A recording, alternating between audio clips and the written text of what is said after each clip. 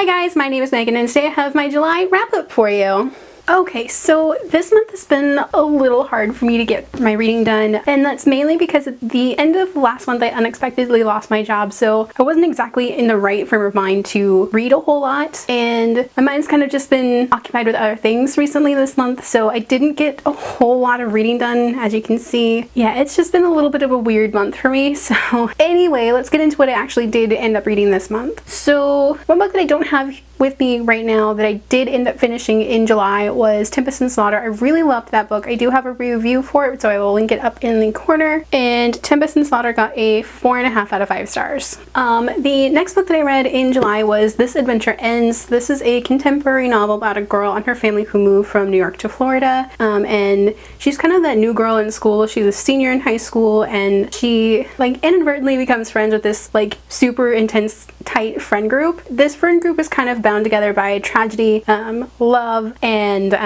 like inside jokes and like all of the fun stuff that you share with like your closest friends. And Sloane, this girl, she kind of just wiggles her way into this friend group, and she's kind of like the outsider, so everybody kind of comes to her for a new perspective on things. And there's also kind of like a little mystery thrown in here. It's not really a mystery, I guess. In this friend group there's a set of twins, and their mother passed away from cancer, and their mother was a painter, and one of her paintings that she painted specifically for her children gets sold, and Sloane goes on this like crazy adventure trying to get this painting back for them because she just loves these people so much that she wants to show them her love by trying to get them back in touch with this painting. And this is just a really cute, fluffy, like amazing read if you're looking for something that's just like awesome friend group, amazing characters, lots of this author is like the coolest person ever. She includes tons of geek culture and like fan fiction references. In this book she has like snippets of fan fiction for a fictional TV series within this universe, which is really cool, and I really enjoyed it. So this one got a 4 out of 5 stars.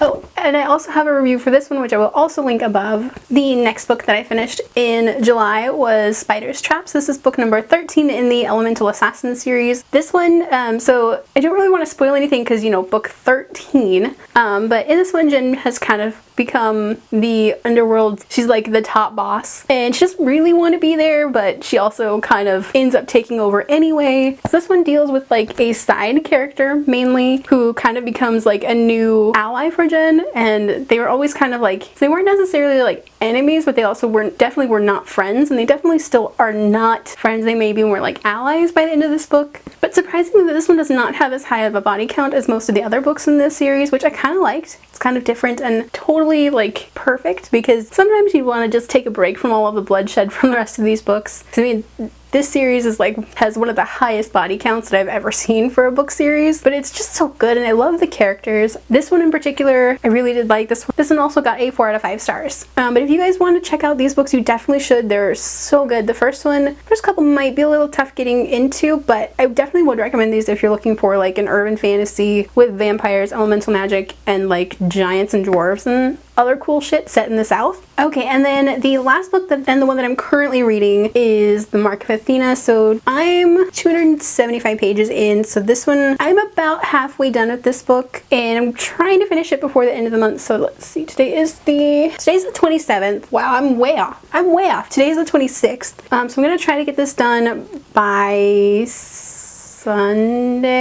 I'm hoping by Sunday. But I really am liking this one so far, and I love getting to see all of the different perspectives from each of the different characters in this, like mixed together. And I really enjoy like getting to know these characters and just seeing how much these guys get into so much trouble. Like, oh my god, I love them so much. And I love Percy and Jason like kind of interacting and like getting to know each other. And I love Piper and Hazel and Annabeth. They're just so amazing. And Leo and Frank, oh my god. Frank is like one of my favorite characters. He's my favorite side character. He's just a squishy little jelly bean that needs a hug. And Leo is like the sass master supreme. And of course Percy and Jason are just like perfect. I'm not gonna give this one a rating yet. I will definitely do a review for this one when I'm done with it. So keep an eye out for that later. I'm really excited to see how this book ends, and hopefully I'll have it done by I'm hoping for Sunday, but it'll probably Monday or maybe Tuesday before I get it done, just because life gets in the way sometimes. So that was my short wrap up for this month. What books did you guys read this month? If you haven't already, go ahead and hit the subscribe button. You can also hit the notification button to get notifications when I post a new video. If you guys liked this video, don't forget to hit the like button. And if you want to check out my social media, check out the links down below. I post pretty frequently on Instagram and Goodreads. Alrighty, bye guys!